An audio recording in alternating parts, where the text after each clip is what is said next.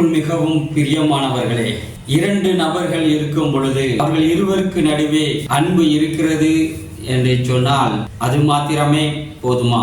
அன்பு திரளான பாவங்களை மூடும் என்று வேதம் கூறுகிறது. அது ஒரு பக்கம் என்று சொன்னாலும் இருவருக்குமான அந்த அன்பு, அந்த பாசம், அந்த உறவு மிகவும் இனிமையாகவும் அருமையாகவும் இருக்க வேண்டும் என்று சொன்னால் நமக்கு இன்னொரு காரியம் தேவைப்படுகிறது.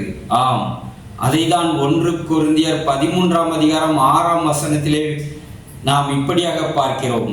அன்பு அநியாயத்திலே சந்தோஷப்படாமல் சத்தியத்தில் சந்தோஷப்படும். ஆம், 2 பேர்களுக்கு நடுவே அன்பு இருக்கிறது என்று சொன்னால், அல்லது 2 தரப்பினருக்கு நடுவே அன்பு இருக்கிறது என்று சொன்னால், அது அநியாயத்திலே சந்தோஷப்படாமல் சத்தியத்திலே சந்தோஷப்படும் என்று வேதம் கூறுகிறது. சற்று யோசித்து பாருங்கள். 2 நபர்கள் இருக்கிறார்கள். ஒரு நபர் இன்னொரு நபர் மீது அதிக அன்பாய் இருக்கிறார், அன்பை வெளிப்படுத்துகிறார், அன்பு நிமித்தம் அநேக காரியங்களை செய்கிறார். ஆனால் இன்னொரு நபர் நானும் நேசிக்கிறேன், உன் மீது அன்பாய் இருக்கிறேன் என்று சொல்லிக்கொண்டே,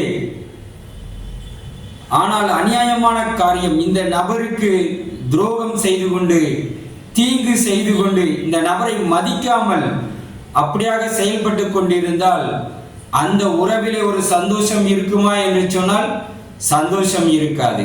அந்த அன்பு மதிப்பற்றதாய் போய்விடும். அந்த அன்பினால் பெரிய நன்மைகள் உண்டாக முடியாமல் போய்விடும்.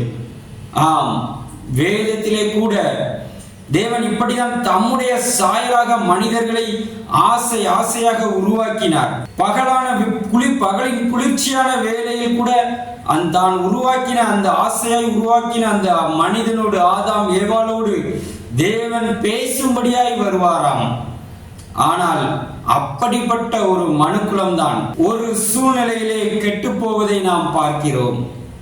இறுதியாக தேவன் அந்த மனிதன் மீது வைத்திருந்த அன்பு, மனிதன் அதே அளவில் தேவன் மீது முழு மனதோடு முழு ஆத்துமாவோடு அன்பு கூறாதபடியினால் எப்படிப்பட்ட ஒரு சூழ்நிலைக்கு தள்ளப்பட்டிருக்கிறது என்பதை நாம் ஆதியாகமம் புஸ்தகம் 6ஆம் அதிகாரம் 5-6 நாம் இப்படியாக வாசிக்கிறோம். மனுஷனுடைய அக்கிரமம் பூமியிலே பெருகினது என்றும் அவன் இருதயத்து நினைவுகளின் தோற்றமெல்லாம் நித்தமும் பொல்லாததே என்றும் கர்த்தர் கண்டு தாம் பூமியிலே மனுஷனை உண்டாக்கினதற்காக கர்த்தர் மனஸ்தாபப்பட்டார். அது அவர் இருதயத்துக்கு விசனமாயிருந்தது.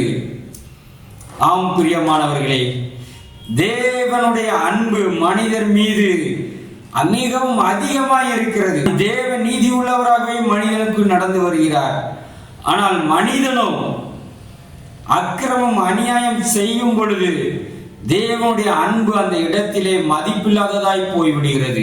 தேவனால் அன்பு கூற முடிகிறது, ஆனால் அந்த மனிதனுக்கு நன்மையை கொண்டு வர முடியவில்லை. அவர் வைத்த அன்பின் அளவுக்கு தக்கதாக. முதுமொழி இப்படியாக சொல்லுவார்கள், 2 கைகள் சேர்ந்து தட்டினால்தான் ஓசை வரும் என்று சொல்லி. இப்பொழுது தேவன் தட்ட ஆயத்தமாய் இருக்கிறார், ஆனால் இன்னொரு கையான மனிதர்களுடைய கை அதற்கு ஆயத்தமாய் இராதபடியினால் தேவன் மனிதனுக்கு வைத்திருக்கும் நன்மைகளை அனுபவிக்க முடியாமல் அவன் போகிறான். வேதத்தில் அநேக வசனங்கள் தேவனுடைய கிருபையை மாத்திரம் கூறவில்லை, கிருபையும் சத்தியமும் என்று ஒரு நாணயத்தின் 2 பக்கங்கள் போல அநேக வசனங்கள் இணைத்தே கூறப்பட்டுள்ளது. ஆம், வெறும் கிருபை, அன்பு, நேசம் இவைகள் மட்டும் போதாது. சத்தியத்திலே நாம் நடக்கும் பொழுதுதான் அங்கே ஒரு முழுமையான உண்மையான ஒரு சந்தோஷம் உண்டாகிறது. அங்கே ஒரு நன்மை அனைவருக்கும் உண்டாகிறது. ஆம் பிரியமானவர்களே, ஆகவேதான் தேவன் பிரதான கற்பனை என்று எதை சொல்லுகிறார் என்று சொன்னால், உன் முழு இருதயத்தோடும் உன் முழு ஆத்மாவோடும் உன் தேவன் மீது நீ அன்பு கூறுவாயாக என்று கூறுகிறார். அது மாத்திரமல்ல, அதற்கு இணையான பிரதான கற்பனையாக உன்னை போல நீ மற்ற மனிதர்களையும் நேசிக்க வேண்டும் என்று இயேசு கிறிஸ்து கூறினார். ஆம் பிரியமானவர்களே, இந்த தேவனோடு நமக்குள்ள உறவானாலும் சரி, இந்த பூமியிலே நாம் நம்மை சுற்றி இருக்கிற உறவுகள், நண்பர்கள், யாரோடு இருக்கும் உறவானாலும் நட்பானாலும் சரி, வெறும் அன்போடு இருக்கிறேன் என்று நான் கூறிக்கொண்டு முழுவதும் அநியாயமான காரியங்கள், தீமையான காரியங்களை நாம் செய்வோம் என்று சொன்னால் அந்த அன்பினால் முழுமையான ஒரு சந்தோஷம் வரப்போவது இல்லை.